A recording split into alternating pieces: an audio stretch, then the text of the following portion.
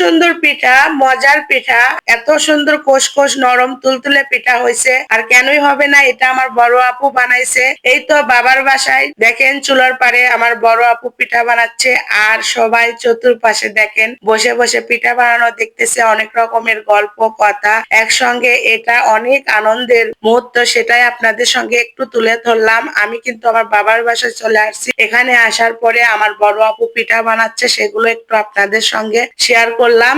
আরো অনেক কিছু আছে, দেখতে হলে পুরো ভিডিও আমার সঙ্গে থাকবেন। সবকিছু তো ওইভাবে দেখানো যায় না, কিছু কিছু ভিডিও শেয়ার করব, দেখতে হলে পুরো ভিডিও আমার সঙ্গে থাকবেন। আর ভিডিওটা যদি ভালো লাগে অবশ্যই লাইক কমেন্ট শেয়ার করবেন। আর এই তো দেখেন দুধের পিঠা বানানো হচ্ছে, আরো অনেক পিঠা বানাইছিল, ওইভাবে ভিডিও করতে পারিনি, মনেই চায় না সবাই মিলে একসঙ্গে অনেকদিন পর হলে অনেক রকমের কথা গল্প, এই সময়টা যেন মিস করতে চায় না, তাই সবাই মিলে একসঙ্গে সময় কাটাইছি। তার মাঝে মাঝে একটু ভিডিও করছিলাম, তাই আপনাদের সঙ্গে শেয়ার করলাম। এখানে আবার পেঁয়াজু নিয়ে আসছে, জিলাপি, সেগুলো আমি খাচ্ছিলাম। আর এখানে আমার মা মুরগির মাংস কাটতেছিল। আর দেখেন চুলার পাড়ে বসে পিঠা বানানো হচ্ছে, এইদিকে সবাই খাওয়া শুরু করছে। আমার আবার এরকম ভালো লাগে না, আমি আজকে পিঠা বানানো হবে, পরের দিন সকালবেলা খাবো, বাসি পিঠা অনেক মজা লাগে। আর বানানোর পরেও দেখেন অনেক তুলতুলো মজা হয়েছে, কিন্তু সবাই তখনই খাচ্ছে, কিন্তু আমার সেটা ভালো লাগে না। আমি পরের দিন খাবো, সেটাও আপনাদের সঙ্গে শেয়ার করব। এই যে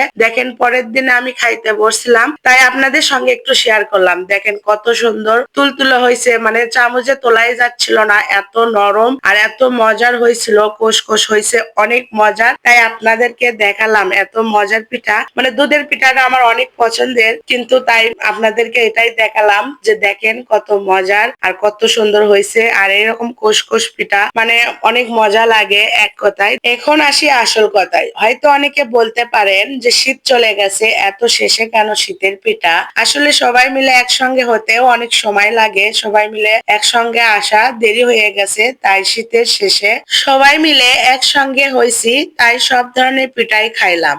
আর আপনাদের সঙ্গে সবগুলোই তো বললাম। আমার একটা অভ্যাস খারাপ, কোথাও গেলে ভিডিও করতে ইচ্ছা করে না, যখন বাসায় একা একা থাকি তখন শুধু ভিডিওটা করি। এই তো এখানে 2 ধরনের মুরগির মাংস রান্না হচ্ছে, ছাদের উপর থেকে সিম তুলে নিয়ে আসছে আম্মা, ওইদিকে সিম কাটতেছে, নিজেদের জমির পেঁয়াজ এগুলো দিয়ে এই তো রান্না বান্নার কাজ চলতেছে। আর এখানে আমার ছোট বোনের স্বামী ও চলে যাবে বাসায়, তার জন্য এই তো খাবার রেডি করা হচ্ছে এখানে।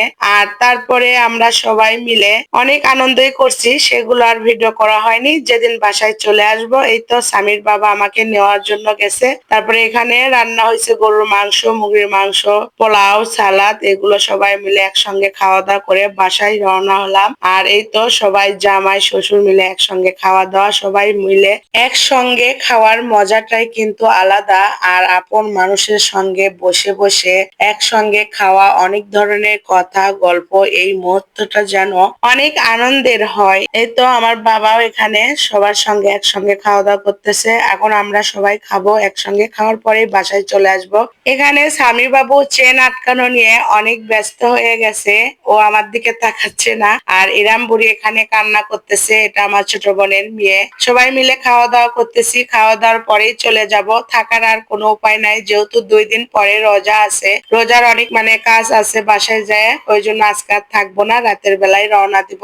আজকে ভিডিও এই পর্যন্তই। সবাই ভালো থাকবেন, সুস্থ থাকবেন, আমাদের জন্য দোয়া করবেন। ভিডিওটা যদি ভালো লাগে অবশ্যই লাইক কমেন্ট শেয়ার করবেন। আজকে এই পর্যন্তই, বিদায় নিয়ে নিলাম। আল্লাহ হাফেজ।